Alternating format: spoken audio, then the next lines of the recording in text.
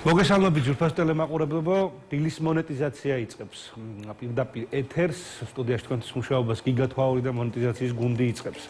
ძალიან საინტერესო პირველი ბლოკი გელოდებათ. პირველ ბლოკის ესე დავასათაურებდით ბიზნესი, წილები და სამართალი.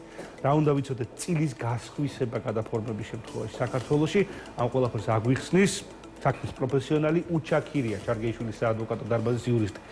მოგესალმებით ბატონო უჩა. დიდი მადლობა გადაცემაში მონაწილეობის მიღებისთვის. რომ მიმოვიხილოთ პირველ რიგში ეკოსისტემა, ჩვენ არაერთ მოწინავე საერთაშორისო რეიტინგში ვიმყოფებით ბიზნესის დაწყების, იყო ესე ცნობილი doing business რეიტინგი, სადაც ფაქტობრივად ერთ დღეში იყო შესაძლებელი იურიდიული სტატუსის მიღება, შეპრესეს დარეგისტრირება და ასე შემდეგ და ასე შემდეგ. ცოტა სხვა კუთხით რომ დაგვანახოთ დღევანდელი სიტუაცია, რამდენად მოწინავეები ვართ იგივე წილების გასხვისება, გაყიდვის, გადაფორმების ნაწილში, როგორ შეაფასებთ ეკოსისტემას საქართველოში? დიახ, მოგესალმებით, მივესალმებით თქვენს მაყურებლებს. დიახ, ეს სტატუსი ესე doing business-ის ნაწილში საკმაოდ თქვათ, კაი რეიტინგი გქონდა ყოველთვის. სიმართლე გითხრათ, თვითონ როგორც ბიზნესის დაწყების, ისე წილის გადაფორმების, ადმინისტრირების ნაწილი ძალიან გამარტივებულია ჩვენთან, ისევე როგორც შესაძლებელია ერთ დღეში კომპანიის დაფუძნება.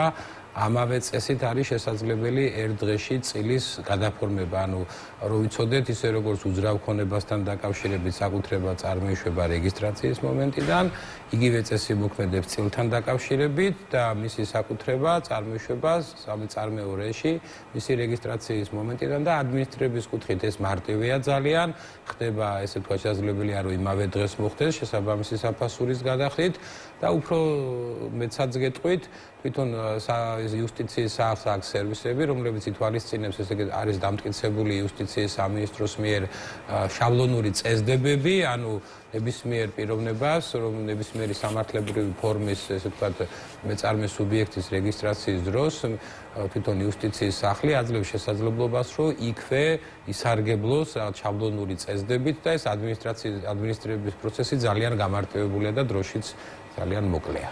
შევეხოთ ბატონო უჩა სამართლებრივ ნაწილს. ამ სტუდიაში მე და თქვენ ძალიან ბევრი გვისაუბრია იმაზე, რომ ძალიან დიდი პრობლემები არის ჩვენ სასამართლოში ბიზნეს დავების კუთხით. გულისხმობ ადმინისტრირების ნაწილს, როდესაც გაწელილია ძალიან ვადები.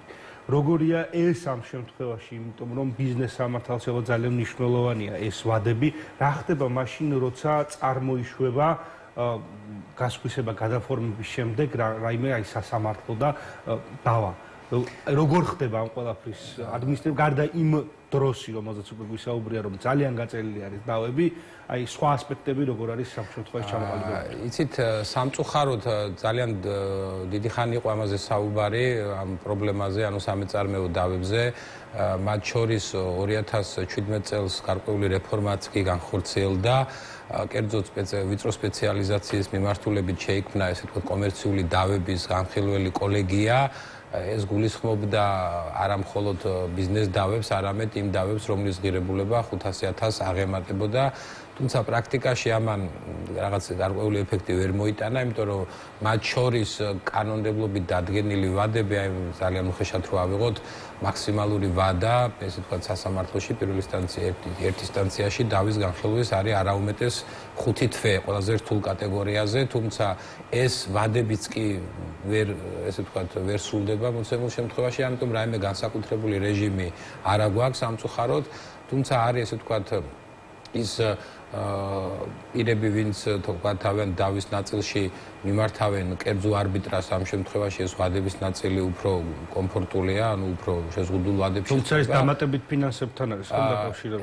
ეს დამატებით ფინანსებთან და სხვა თამდევ პრობლემებთან არის დაკავშირებული, მათ შორის იმასთან, რომ თვითონ ამ არბიტრაჟის ინსტიტუტის განვითარება, ისე როგორიც ამის მოლოდინი იყო, სამწუხაროდ ვერ მოხდა, ამას სხვადასხვა სუბიექტურმა თუ ობიექტურმა კარი ფაქტორებმა შეუწყო ხელი, მათ შორის ერთ-ერთი საკითხი არის თვითონ სასამართლოს მიდგომა არბიტრაჟების მიმართ, გარკვეული ხედვა ძალიან კარდინალურად შეიცვალა.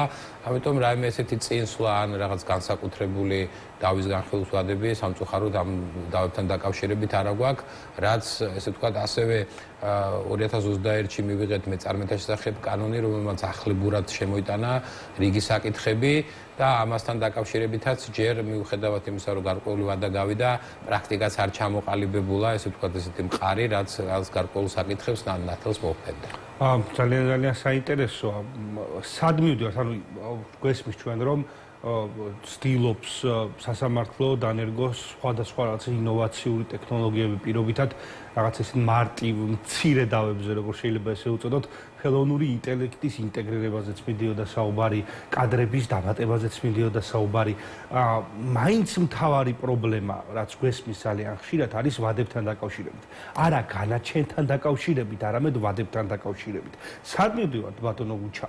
ანუ კადრები არ ყავს იმისათვის და ანუ 3 მილიონი ნახევრიან ქვეყანაში ვერ მოიძებნა ისეთი დამატებით 15-20 კადრი, რომელიც ამ პრობლემას მოაგვარებდა, იმიტომ რომ უმეტესად აი ბიზნეს დავების ნაწილში გვესმის პრობლემა გაწელილ ვადებზე, იძულებულები არიან მხარეები შემდეგ რომ დამატებით სხვა აქტორები ჩართონ რომ მორიგდნენ ერთმანეთში, სასამართლო არის აი მოკლედ ბოლო წერტილი, იმიტომ რომ აი ვადებთან დაკავშირებით არის ძალიან დიდი პრობლემა. სად ხედავთ თქვენ? ეს არის ძალიან კომპლექსური საკითხი, ჩემი აზრით, მხოლოდ ის რომ ვადები, ესე ვთქვათ, ძალიან იწელება, სამწუხაროდ ეს დავების დიდი რაოდენობა, მათ შორის ეს ობიექტურად ის გარდაუვალია პირდაპირ მოქმედებს ხარისხზე, მათ შორის გადაწყვეტილებების. ეს არის ძალიან კომპლექსური საკითხი, თუმცა ალბათ ეს უნდა დაიწყოს პირველ რიგში კვლევით. სანამ შესაბამისი კვლევა არ ჩატარდება, რაღაც საერთო სურათის წარმოდგენა და შემდგომ ამ გადაწყვეტილებების მიღება ალბათ არ იქნება სწორი, სამწუხაროდ ესეთი კვლევა არ ჩატარებულა და რაიმე ესეთი დიდი რეფორმა ამ მიმართულებით არ განხორციელებულა. რამდენიმე მიმართულება აი მათ შორის ძალიან მარტივად შემიძლია ვთქვა, მოსამართლების რაოდენობის გაზრდა დიდი ალბათობით შეიძლება ამ საკითხს ესე ვთქვათ პირდაპირ ესეთი რაღაც არსებითი შედეგი შეიძლება ვერ მოიტანოს, თან ეს დროში გაწელილი პროცესია და საკმაოდ ესე ვთქვათ ძვირი პროცესია.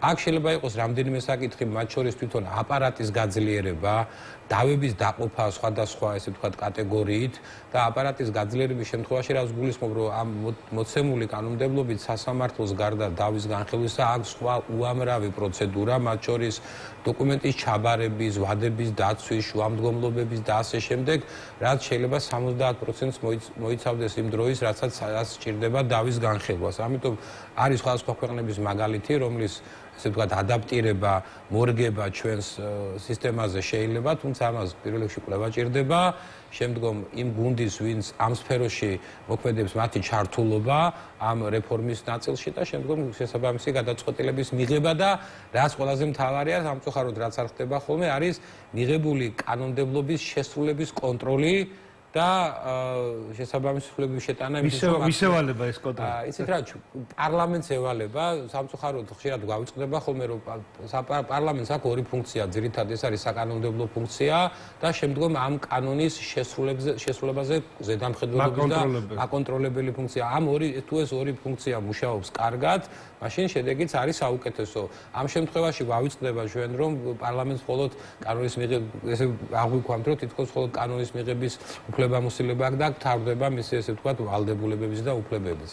ამიტომ აქ თავარია ალბათ უნდა ჩატარდეს კვლევა შესაბამისი, მერე გატარდეს ეს რეფორმა და მერე ყოველდღიურ რეჟიმში ხდებოდეს ზედამხედველობა ამ საკითხის. ძალიან დიდი მადლობა ბატონო უჩა, ცოტა ფართო ჭრილში მინდა დავასრულო ეს, იმიტომ რომ ჩვენ ვედრებით ევროპულ ქვეყნებს ძალიან ისეთი კრიტიკა მოდის სხვადასხვა მიმართულებიდან, იმიტომ რომ ჯერ მაინც 35 წლის ქვეყანაც არ ვართ, ჯერ მაინც ახალი ქვეყანა ვართ. როგორ ფიქრობთ, აი ყოფილი საბჭოთა კავშირის ან ჩვენ რეგიონალური მეზობლების, ჩვენ სამხრეთელი მეზობლებიდან შედარებით, როგორია ჩვენი სასამართლო ბიზნეს დავების კუთხით? შედარებით გეკითხებით რა თქმა უნდა. ვართ უფრო ეფექტურები, ვართ ნაკლებად ეფექტურები, როგორი არის რეგიონალური სურათი? პოსტსაბჭოთა ქვეყნებიდან მე მგონი პოზიციები საკმაოდ კარგი გვაქვს, იმ ყოველ შემთხვევაში იმ ქვეყნებში, რომელსაც მე ვიცნობ და სამართლებრივ ნაწილში, რაც მქონია შეხება, ამიტომ მანდ მე მგონია რომ ძალიან კარგი პოზიციონირება გვაქვს. აქ გარდა სასამართლო სისტემისა ალბათ ერთ-ერთი მთავარ როლს თამაშობს თვითონ აქტორების, ანუ ბიზნესმენების დამოკიდებულება ამ საკითხების მიმართ, მათ შორის ეს არის არსებობს 1000 სხვადასხვა ალტერნატიული საშუალებები, ეს არის მედიაცია, რაც არის ძალიან ესე ვთქვათ მისაღები და პოპულარიზაცია ჭირდება ამ საკითხს, იმიტომ რომ სასამართლოში დავის განხილვა ძალიან ბევრ რისკებთან არის დაკავშირებული და ყველა ბიზნესმენმა უნდა გააცნობიეროს ის და მოდავე მხარემ, რომ ამ შემთხვევაში გადაწყვეტილებას იღებს სასამართლო.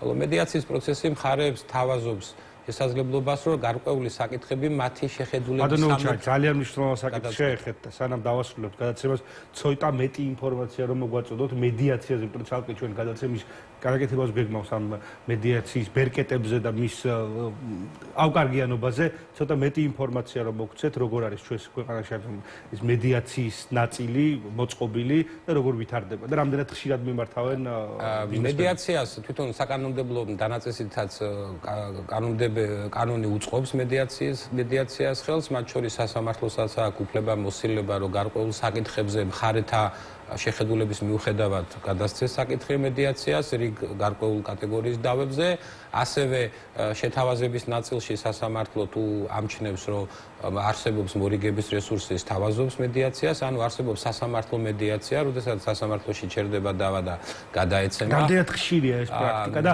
თქვენი შეფასებით რამდენად კმაყოფილები არიან აქტორები ამ მედიაციით, აი დღევანდელ სიტუაციაზე რომ მოგახსენებთ, თვითონ ეს პროცესი დაიწყო, ესე ვთქვათ, ყველაფერს თავისი დრო ჭირდება.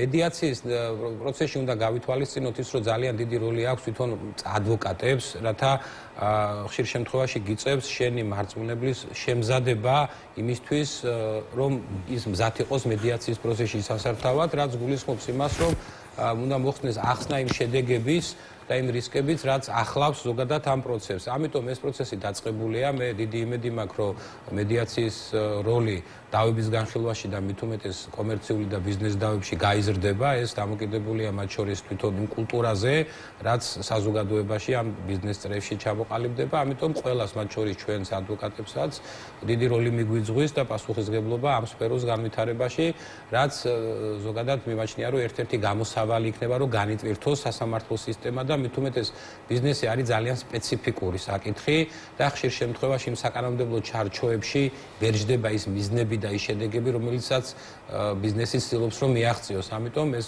მედიაციის და შეთანხმების ნაწილი არის ძალიან პერსპექტიული ჩემი აზრით, რომელიც დიდი იმედი მაქვს, რომ უფრო და უფრო განვითარდება და განტვირთავს ამ ბიზნეს დავებისგან სასამართლოს. ჩემი აზრით დამატებით ერთი გადაცემა გვჭირდება ბატონო უჩემისათვის, რომ მედიაციაზე ცალკე ვისაუბროთ და მათ კარგ პრაქტიკებზე. ძალიან დიდი მადლობა, ძალიან საინტერესო ინფორმაციისთვის. შევახსენებ ჩვენს მაყურებელს, რომ უჩა ქირია, სამართალმცოდნე ჩარგეიშვილის საადვოკატო დარბაზის იურისტი იყო ჩვენი გადაცემის პირველი ბლოკის სტუმარი. ხა რეკლამაზე უნდა გავიდეთ, დაგვალოდეთ ძალიან საინტერესო